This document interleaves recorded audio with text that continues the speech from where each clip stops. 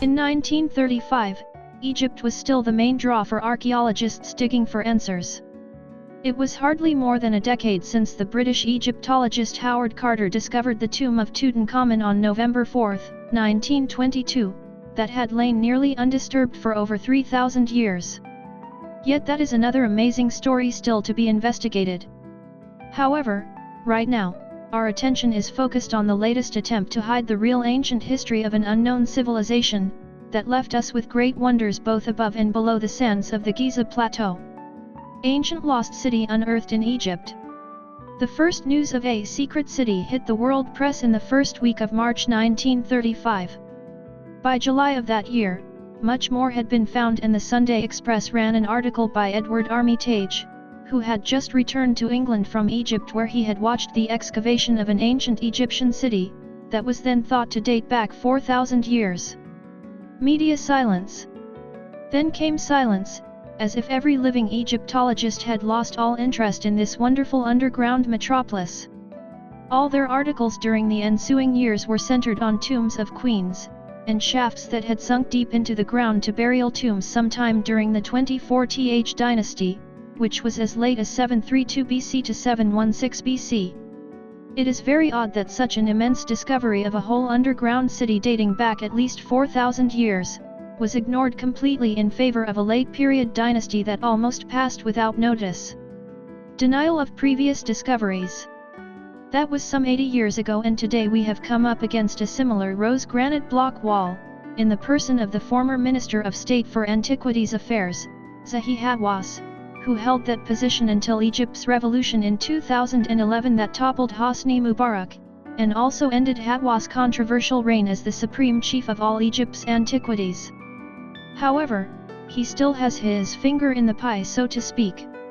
Much has been written about the Egyptian Indiana Jones, who presents a big smile at one moment, but red-raged-faced the next when any unwelcome question is posed to him. This side of his character is well documented in Robert Bauval and Ahmed Osman's book Breaking the Mirror of Heaven. However, such a temperament doesn't duly explain why Zahi Hawass has so publicly announced that there is nothing at all below the Sphinx, neither any tunnel nor a single chamber, when there have many photos of him entering descending shafts from the head of the Sphinx, and another at the far rear of the lion body. Are we supposed to forget completely what we have seen several times in the past, and accept such denials without question? Statements contradict photographic evidence. Apparently, he brushed off such inquiries of hidden tunnels under the Giza Plateau, and chambers under the Sphinx by saying that it wasn't possible to look deeper, as the chambers were either blocked or full of water. That may well be the case, though we can see from one of the photos showing a rear downward shaft from the side of the Sphinx, that the floor far below is quite dry. We do know that Hawass had climbed down ladders from the rear entrance of the Sphinx, into a deep chamber on a middle layer, and then even further down to a bottom chamber, which apparently contained a very large sarcophagus, and that was filled with water, as these scenes are all in a documentary film made by Fox. It is hard to imagine how he could possibly think that he could later deny all that he had earlier accomplished. A hole in the Sphinx's head. Around 1798, Vivant Denon etched an image of the Sphinx, although he hadn't copied it that well. However, he no doubt knew that there was a hole on the top of its head, as he had drawn an image of a man being pulled out. A sketch can hardly be used as proof, but in the 1920s an aerial photo of the Sphinx taken from a hot air balloon showed that there is such an opening on the top of its head. The enigma of the Sphinx's head. It seems quite clear from the totally different construction materials and color of the Sphinx head, which we believe is not rock, but some type of man-made substance compared to its limestone and eroded body, that the head and face of the Sphinx must have been changed from its original shape long after the monument was first carved. There is hardly any erosion to the head compared to its body.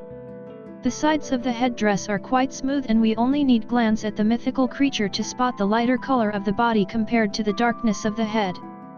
According to Tony Bushby in his The Secret in the Bible, a badly fragmented Sumerian cylinder tells a tale that could easily be taken as having happened at Giza, and involving a beast that had a lion head with a tunnel entrance hidden by sand.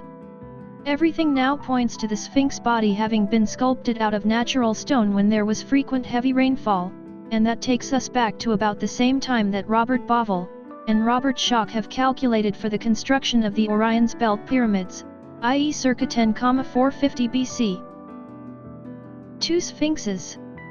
There have been sketches of the Giza. The word Giza in ancient Egyptian means hewn stone, complex from as far back as 1665, and some do show 2 heads peering out of the sands, one usually having female features. It was an ancient Egyptian practice to inscribe 2 lions, which they called Akaru, next to their doorways for heavenly protection, and that would lead us directly to a mound near the Sphinx, which Gary has identified and measured. Could this mound contain the buried body of a second Sphinx? One would have thought that this mysterious, large, covered shape so close to the Sphinx would have been greeted with great enthusiasm by the Egyptian authorities, yet Hawass and Mark Lehner didn't want to listen to his theory, according to a reliable source.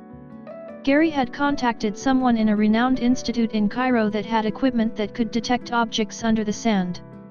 That person applied for a permit to the then Supreme Council of Antiquities to investigate the mound, but they didn't respond. Apparently, no one else was granted a license to investigate the specific area of the mound where we believe a second Sphinx could be unearthed. No doubt they had a reason for it. Why the denial?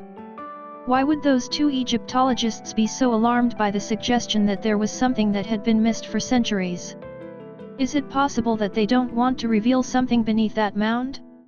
It isn't reasonable that anyone should have so much objection to any kind of probe or even a simple aerial photograph being taken, which might lead to the discovery of yet another amazing wonder of the world, and a wonder that would draw many more thousands of tourists to Egypt.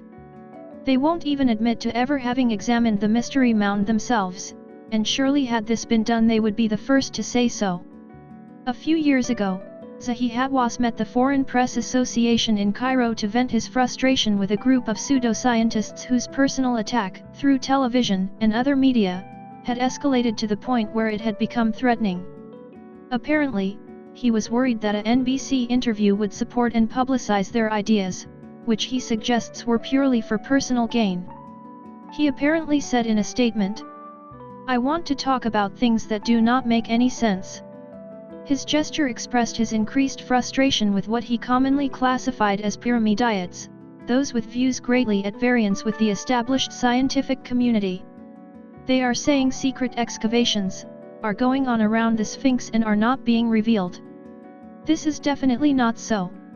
Zahi Hawass is not only a great showman and probably the most knowledgeable man in the world about ancient Egypt, he has also achieved a lot to promote tourism for his country. However, he appears to have an agenda, and that is to keep in place the conventional understanding of ancient Egyptian history, no matter how many new findings contradict what is currently believed to be true.